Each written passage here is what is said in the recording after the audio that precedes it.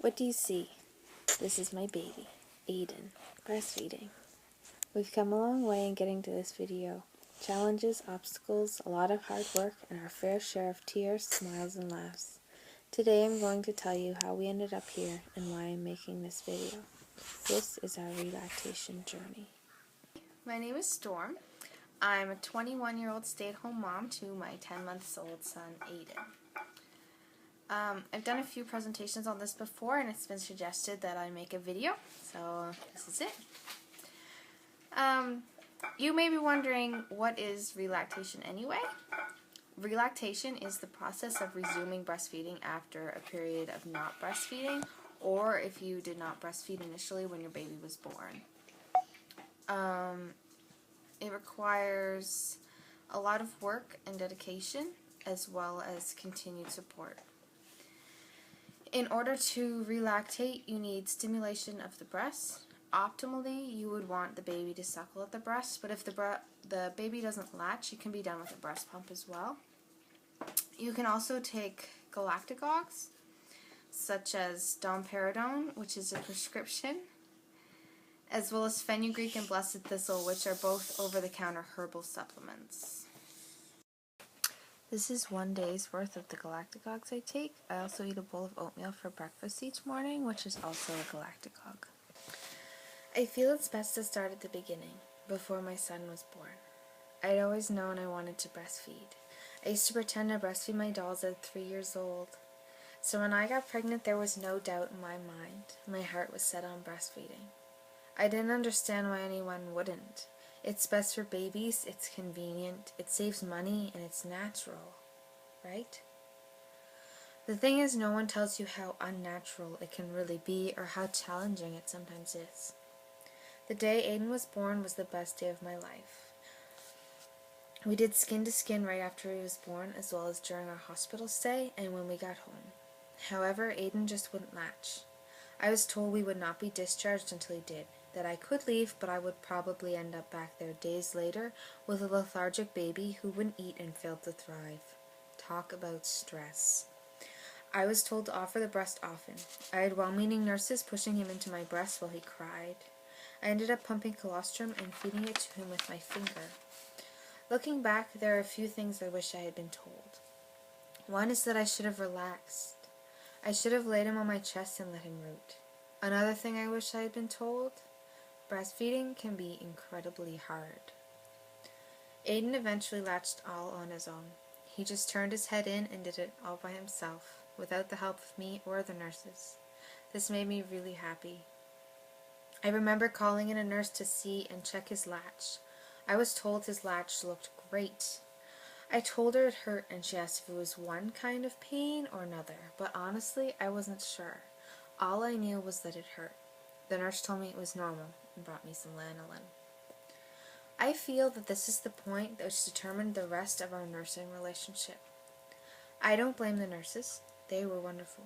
However, I don't feel that they had enough information to really help me with my breastfeeding problem, or to recognize that I had one to begin with. His latch was not great. In fact, it was awful, leaving my nipples flattened and squished. When we got home, I continued nursing as the pain became increasingly worse, but I'd been told it was normal, so I assumed it would pass. Within a week or two, the pain had become unbearable. I was to the point that I would get tense and anxious when he woke to feed. I had to psych myself up for each feeding because I knew how painful it was going to be. I wondered why nobody had told me that breastfeeding would be worse than childbirth. One night, I simply couldn't do it anymore. My boyfriend sterilized the pump. He fed Aiden his first bottle of express breast milk, and I cried. I felt like a failure. Within a few days, I noticed signs of thrush. I thought this must be why I was experiencing so much pain, and figured it would go away once we were both treated. I was relieved to finally have a reason. I decided I would pump milk and bottle feed him until my nipples had healed, since it was to the point that they were scabbed and bleeding. After the thrush cleared up, I gave nursing another go. Unfortunately, thrush wasn't our only problem. After nursing, my nipples still came out flat and squished like they had before, and they began to get sore once again. I called the public health nurse to come help me. She was wonderful, and more helpful than the nurses at the hospital had been. She showed me how to get him latched on and how to adjust his latch from there. I continued trying to fix his latch, but his upper lip just would not stay flipped out. After starting Relactation, Dr. Jack Newman suggested it could have been a lip tie, and I have to wonder why no one ever checked this for me. Since then, we have had Aiden checked for lip and tongue ties, but we were told that having his lip tie released would probably cause more harm than good. When Aiden was a month old, I decided to stop nursing. I began pumping and bottle feeding. I wasn't able to keep up with him and had to give him formula. To me, this felt like a whole new level of failure. It felt awful having to give him formula. But how can a mother feel okay with formula feeding when even the formula can says breastfeeding is best for babies? At 2 months, I stopped pumping.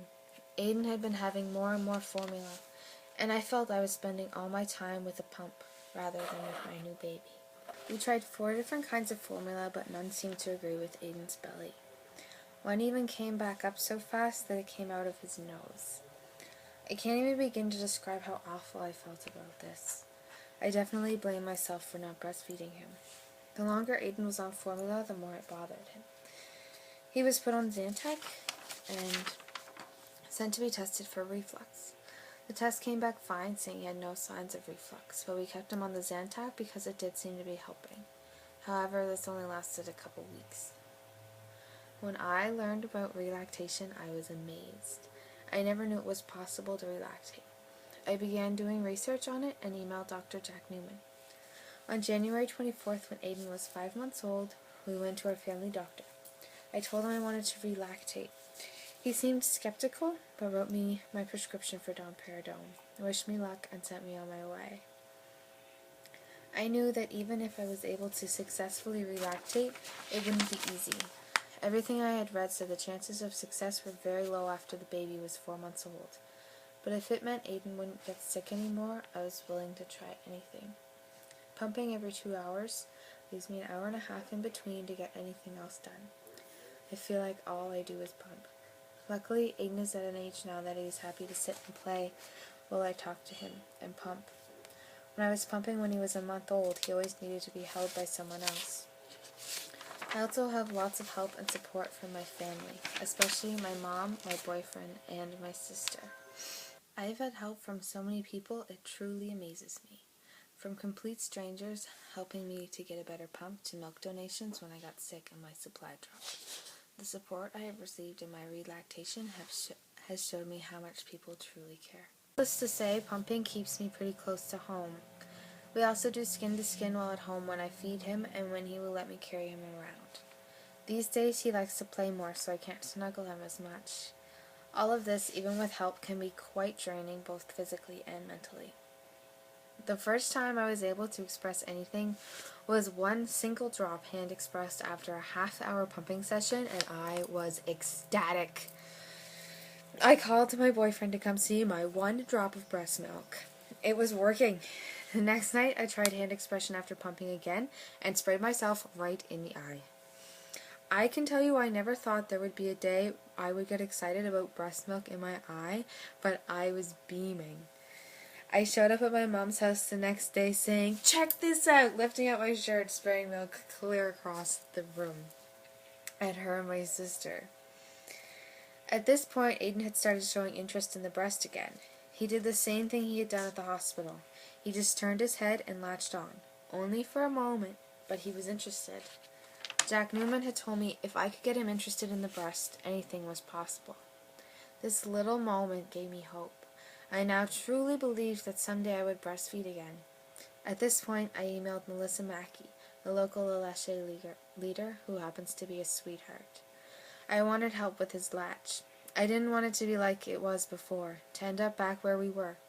When Melissa came over, Aiden latched on wonderfully, and she seemed impressed with what I had been doing so far. Since then, she's been a great help to me, be it questions, ideas, or just to share my progress. She is there. I am incredibly grateful to have such wonderful people around to help me with this. Now, Aiden is fed express breast milk, and on occasion he is given donor milk to supplement when I can't keep up. This is an accomplishment in itself. He no longer takes Zantac, and he no longer throws up. Aiden shows interest in the breast, however every time he starts to get the hang of it, something sets us back, such as teething or getting sick. I find this to be very frustrating, but he does still latch occasionally, and that's good enough for me.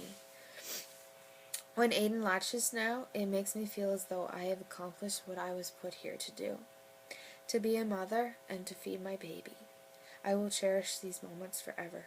Seeing Aiden latch and knowing he doesn't have formula making him sick all the time makes all the work, all the pumping, and all the pills worth it.